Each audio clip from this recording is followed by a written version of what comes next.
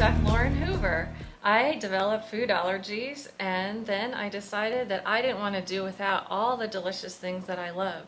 So I developed a revolutionary way to cook all the delicious things that I love without wheat, dairy, gluten, or refined sugar.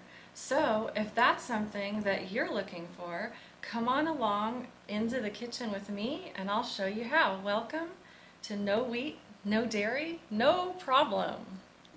Today we're making chocolate ganache, but we're not making the traditional chocolate ganache, which has heavy cream and chocolate. We are actually substituting the heavy cream with coconut milk. Great substitute, it tastes delicious, and it gives you that rich, creamy, thick texture that you're going to look for and you won't miss from heavy cream. So first what we're going to do is we're going to place one cup and a half of heavy regular coconut milk. You can get it in the can in your grocery store. Just make sure that there's no preservatives in it. You want the one that's just coconut milk, and it may have a little guar gum in it, and that's fine, but no sodium benzoate. Okay, we're going to bring it up to a boil. We're going to take it off the heat. And now all you do is you pour the same amount of chocolate chips as your coconut milk, a cup and a half of any kind of dark chocolate chips. The high quality is the best. We're just going to give those a quick stir, and remember this is off the heat or else it'll burn. And then just leave it alone for about 1 minute. Now, we're going to let the chocolate chips melt, and I love to buy dark chocolate chips. If you're sensitive to sugar, then you can buy chocolate chips that are grain sweetened instead of the traditional chocolate chips. You have your choice.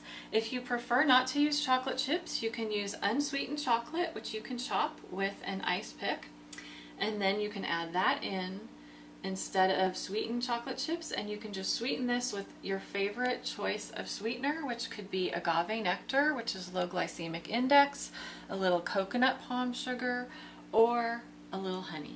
Whichever you prefer, they'll all work. Now the chocolate chips have melted in the coconut milk because it's been sitting for about 2 minutes, and you're just going to give it a stir with your spatula. And then we're going to switch to our whisk to incorporate and combine that coconut milk. Oh, this smells so good. I can't wait to eat it. It's a deep, dark chocolate. Oh, love the smell of chocolate. And that is as simple as it is heating coconut milk, adding the chocolate chips, melting them, and whisking it away.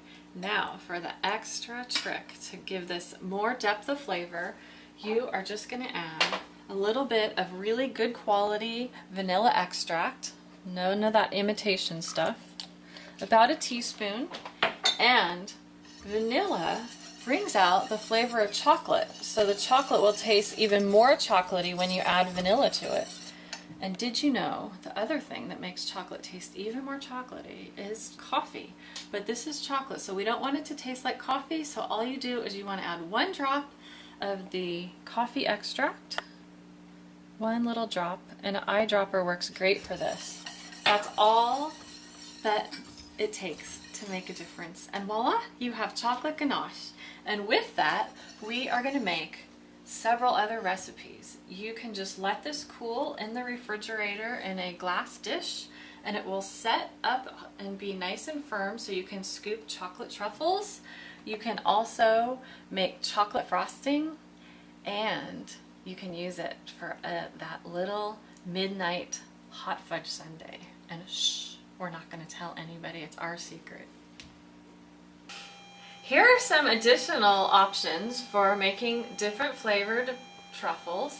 If you like alcohol in your truffles, then you can add whatever your favorite liqueur is, such as cognac or Kahlua. You can add, if you like them a little sweeter and thicker, you can add a little honey. If you like it a little spicy, You can add a little chili pepper and a little bit of cinnamon, and that will release the endorphins in your brain, and you're gonna be so happy. Not only are you eating chocolate truffles, but you're creating endorphins in your brain.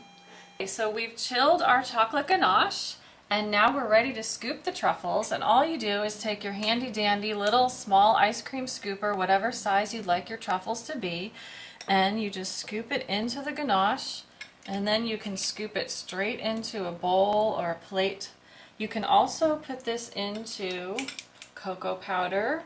You can put it into rolled nuts, any kind of outer topping that you want to have on your truffles. If you just want them to be traditional, you can put them into cocoa powder and you're good to go. And that is as simple as that. And you've got, voila, chocolate truffles.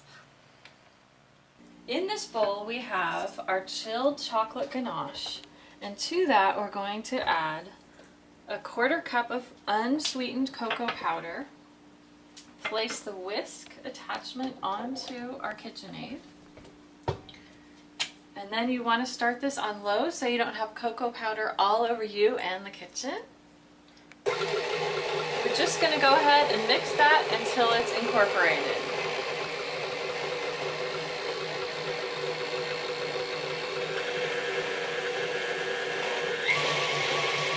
You can turn it up as you go as long as it's getting incorporated. And you can keep that going for 1 or 2 minutes until it's fluffy.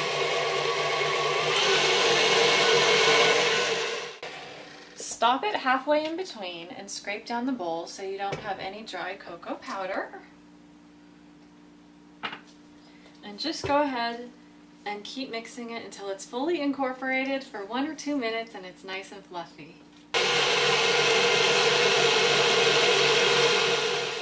Okay, and here is our final product. You can see that it's stiffened up, and you can just place that right into a piping bag with a star tip or a straight tip, whatever you prefer, and you can pipe it right onto your beautiful cupcakes, and you will have delicious cupcakes with your chocolate ganache frosting. Yum! I'm ready to take a bite. Another thing you can do with this wonderful versatile chocolate ganache is before you chill it, right after it's warmed on the stove, you just take your cupcakes and you dip them right in there, and this is going to turn into a really shiny glaze and frosting. So if you don't like to pipe and you don't have great piping skills, there you have a chocolate frosted beautiful cupcake. Now who wouldn't want to lick that? Chocolate ganache, which can also be used as chocolate fondue. Delicious smelling chocolate fondue. So you can see that it's still really liquidy, just like a hot fudge sauce. Wow, look at that. Oh, delicious. Oh, it smells so good. So it's nice and warm, and you just want to put that right onto your fondue burner. And the kids can go ahead, or the big kids and the little kids can go ahead and dip away. Today I have placed marshmallows, cake, strawberries, and pineapple chunks. So you could use any kind of fruit you want, any kind of cake, just your imagination can go wild. And before all the kids come, I hear them running down the stairs. The big kid is going to dip a little chocolate marshmallow and bring back all my childhood memories. Should I eat it? That takes me right back to my childhood of having chocolate s'mores on the beach. Takes me right back to summer, and it'll take you back too.